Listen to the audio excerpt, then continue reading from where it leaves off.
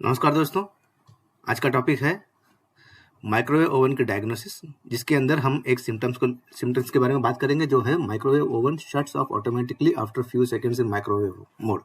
इसका मतलब यह है कि माइक्रोवेव ओवन अपने आप बंद हो जाता है सेट टाइमिंग से पहले।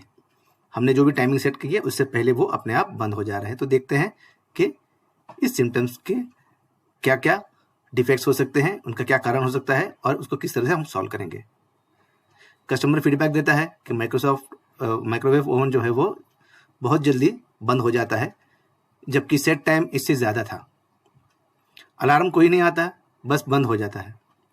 और कुकिंग की प्रॉब्लम नहीं है, मतलब कि मैं अगर 10 मिनट का टाइम रखूं और 2 मिनट के अंदर बंद हो जा रहा है, तो 2 मिनट के लिए जितनी कुकिंग होनी चाहिए उतनी कुकिंग हो रही है, मतलब कि पावर अच्छा से आ रहा है। पावर का कोई प्रॉब्लम नहीं है, लेकिन प्रॉब्लम यही है कि वो टाइम से पहले बंद हो रहा है। ये कस्टमर का फीडबैक है। इस फीडबैक के ऊपर आप थोड़े बहुत सवाल पूछते हैं कस्टमर को कि ये कब हुआ है, एक ही बार हुआ है कभी, मतलब वन ऑफ ऑकरेंस है, या हर बार हर साइकिल में इसी तरह से होता है। हर बार आप माइक्रोवेव ओवन में माइक्रोवेव मोड पे कुछ चला रहे हैं तो हर बार ऐसा है कि आप अगर 10 मिनट करें तो 2 मिनट में बंद होता है, 1 मिनट करें तो कुछ 20 सेकंड में बंद होता है। इस तरह से कोई ऐसा पैटर्न है क्या, वो आपको पूछना है। या दूसरा सवाल आप पूछेंगे कि आपका जो कीबोर्ड है वो ठीक से चल रहा है कि नहीं। ये खासकर टच स्क्रीन का जो कीबोर्ड है, इसकी बात हो रही है। टच स्क्रीन का जो कीबोर्ड है उसमें ठीक से आपने प्रेस आप कर पा रहे हैं बटन को प्रेस करने के बाद उसका रेस्पॉन्स ठीक से आता है, क्योंकि एक साउंड आता है। साउंड आने के बाद वहां पर जो भी नंबर आपने टाइप किया वो स्क्रीन के ऊपर आना चाहिए। ये आ रहा है कि नहीं, आपने उसको पूछना है। इसके बाद मैनुअली आप टाइम सेटिंग करते हैं तभी भी ऐसा होता है, या इंस्टा कुक रेसिपीज के टाइम पर भी ये होता है। मतलब कि इंस्टा कुक रेसिपी में आपको टाइम देनी नहीं पड़ती, तो इसके बावजूद भी इंस्टा कुक रेसिपी में लिखा हुआ होता है कि कितना टाइम, लेकिन उससे पहले कहीं आपका टाइमिंग बंद तो नहीं हो रहा। तो समझ में आ जाए कि ये पीसीबी के प्रॉब्लम के वजह से है, कुछ प्रोग्राम की कोई एरर की वजह से है कि नहीं। एक और सवाल आप पूछेंगे कि कोई रिपेयर वर्क आपने हाल ही में कहीं किया हुआ है, इसमें किसी आउटसाइड पर्सन को लेके, जो गोदरेज का ऑथराइज्ड सर्विस टेक्नीशियन नहीं है, उसको लेके कहीं आपने कोई यहाँ पर कोई काम किया है कि नहीं।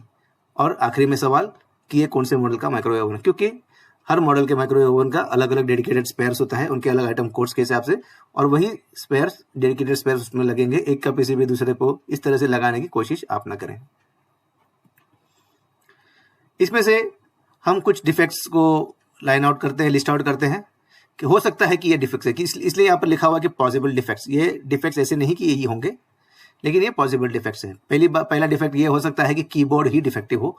कीबोर्ड का मतलब कीपैड, जिसके ऊपर आप टाइमिंग पंच करते हैं तो ठीक से वो टाइमिंग रजिस्टर नहीं हो रही है अंदर। दूसरा प्रॉब्लम ये हो सकता है कि मेन पीसीबी की जो रिले है वो सबसे समय से पहले ही वो ऑफ हो जा रही है, तो पीसीबी में कोई प्रॉब्लम होगी। तीसरा प्रॉब्लम ये हो सकता है कि टाइमिंग इनपुट किस तरह से करना है ये कस्टमर को समझा नहीं। ये प्रॉब्लम क्या है, ये हम विस्तार में थोड़ी बहुत 2-4 स्लाइड के बाद देखेंगे क्या है। चौथा प्रॉब्लम ये हो सकता है कि मेंस के सप्लाई में कहीं बीच बीच में लूज कांटेक्ट होने की वजह से सप्लाई छूट जाती है। सप्लाई छूट जाने के बाद अपने आप वो बंद हो जा रहा है। तो ये हो सकता है कि इनमें से कोई ऐसा प्रॉब्लम आता हो। तो इन सबको एक एक करके हमको चेक करना है। इसके लिए हमको टूल्स लगेंगे, एक मल्टीमीटर और एटलीस्ट एक Philips and flat screw driver.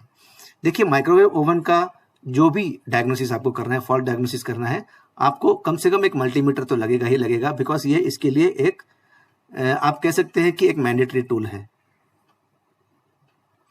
Loose connections के लिए आप चेक कर लीजिए अर्थिंग ठीक है कि नहीं, फेस राइट साइड में होनी चाहिए, न्यूट्रल लेफ्ट में होगी, 230 वोल्ट ठीक से आ रही है कि नहीं, न्यूट्रल और अर्थ के बीच में कोई वोल्टेज नहीं आ रहा, और जो प्लग है, पिन है, जिनमें सॉकेट में कोई पिन लूज नहीं है, ऐसा बज नहीं रहा है, एकदम स्नगली फिट हो रहा है ठीक से, ये सारा आपको देखना है लूज कॉन्टैक्ट के इसमें। उसके बाद डिफेक्टिव कीबोर्ड। कस्टमर जब कीबोर्ड के ऊपर पंच करता है कुछ नंबर्स, तो कीबोर्ड डिफेक्टिव हो तो नहीं है। कई बार ऐसे तो नहीं है कि उसको 2 या 3 बार पंच करना पड़ता है उनको, तो उसके बाद में एक नंबर आता है, और ये करते करते हो सकता है कि कहीं गलत नंबर इसके अंदर पंच हो जाए। तो कीबोर्ड को प्रेस करके देखो कि ये जो टच पैड है इसमें हल्के हाथ से काम लाना चाहिए, मतलब कि हल्के हाथ से हम इसको बटन को दबाएं तो बटन दबनी चाहिए, इसमें ज़्यादा फोर्स नहीं लगनी चाहिए। या 2 या 3 बार हम इसको दबाने से अगर इसमें नंबर आ रहा है तो इसका मतलब ये है कि इसकी रिस्पॉन्स ठीक नहीं है। तो हो सकता है कि उसके अंदर की जो सर्किट है उसमें कहीं ना कहीं लूज कॉन्टैक्ट होगी और ठीक से काम नहीं कर रही है। तो ऐसे अगर इम्प्रॉपर फंक्शन कर रही है तो कीबोर्ड को आपको बदली करना पड़ेगा और नया कीबोर्ड यहाँ पर फिट करना पड़ेगा। हर बार कीबोर्ड का किसी भी बटन को हम अपनी उंगली से प्रेस करते हैं हल्के से, तो उसमें एक बीप साउंड सुनाई देगी। वो बीप साउंड सुनना है और वो जो नंबर हम पंच कर रहे हैं वही नंबर का रिस्पॉन्स हमको डिजिटल डिस्प्ले में आ रहा है कि नहीं, ये हमको देखना है। मतलब कि बीप साउंड टच करते ही बीप साउंड आनी चाहिए और बीप साउंड के साथ में डिजिटल डिस्प्ले में विजुअली वो नंबर दिखना चाहिए, ये हमको चेक करना है। और उसी नंबर को 2 या 3 बार प्रेस करने की जरूरत नहीं पड़नी चाहिए। दूसरा डिफेक्ट जो हमने कहा कि wrong input time by the customer. अभी फॉर एग्जांपल इसमें जो टाइम सेट करते हैं हम लोग कोई भी माइक्रोवेव ओवन में जब टाइम सेट करते हैं तो अगर 20 मिनट करना है तो 2000 ऐसे हमको टाइम सेट करना होता है। तो समझो कस्टमर को ये पूछिए कि आपने टाइम सेट किया तो किस तरह से सेट किया। ऐसे तो नहीं कि गलती से आपने सिर्फ 20 सेट किया और उसके बाद में स्टार्ट बटन दबा दी। तो क्या होगा, 20 का मतलब मशीन लेता है कि 20 सेकेंड्स, 2000 का मतलब लेता है मशीन कि 20 मिनट्स। तो मिनट्स और सेकेंड्स ये दोनों आपको पंच करने होते हैं, तो फिर ये मशीन ठीक से चल पाता है, जो मशीन उसको ठीक से रजिस्टर कर पाता है टाइम को, जो टाइम आपने इनपुट किया है।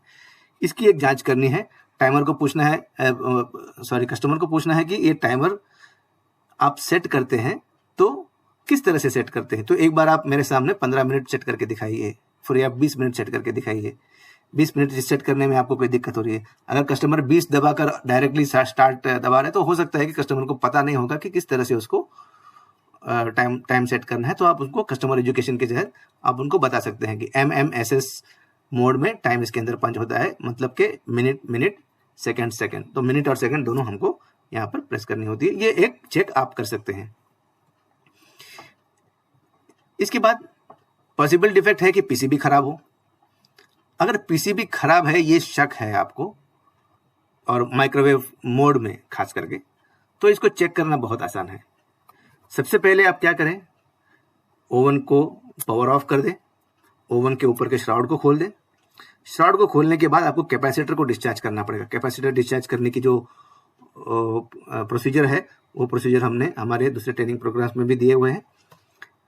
कैपेसिटर को डिस्चार्ज करने के बाद आप क्या करेंगे, ट्रांसफार्मर को इनपुट जो आ रहा है पीसीबी से, अभी पीसीबी से ट्रांसफार्मर के इनपुट में 2 वायर्स आ रहे होंगे, ये वाले दोनों वायर्स जो ट्रांसफार्मर के प्राइमरी में 2 लीड्स में लगते हैं, ये दोनों वायर्स को आप निकाल दीजिए।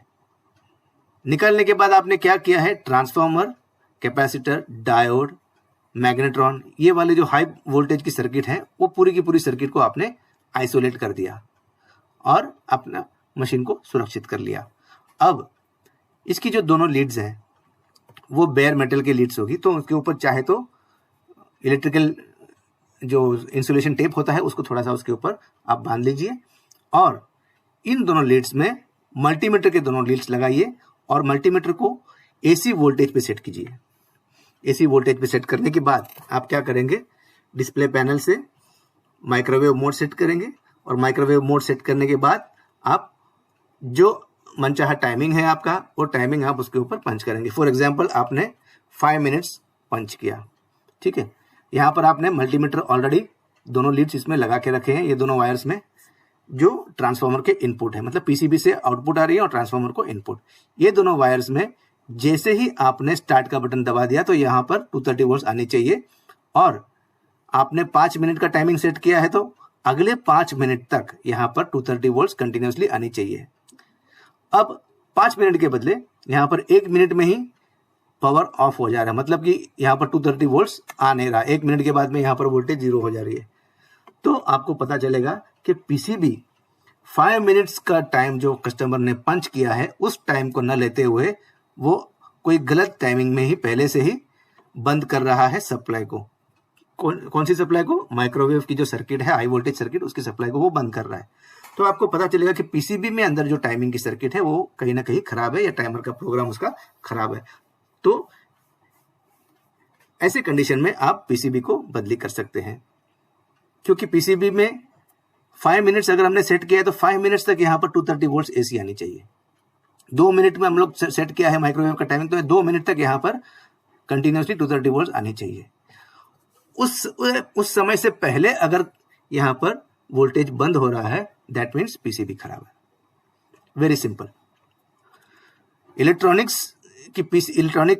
कोई भी उपकरण हो, इलेक्ट्रॉनिक्स का कोई भी डिवाइस हो, उसको चेक करने के लिए कोई इलेक्ट्रॉनिक्स इंजीनियर बनने की जरूरत नहीं है या फिर कोई हाईली ट्रेंड होने की जरूरत नहीं है। ऐसे लॉजिकल अगर स्टेप्स में अगर आप काम करेंगे तो भी आप उसके फंक्शन को चेक कर सकते हैं।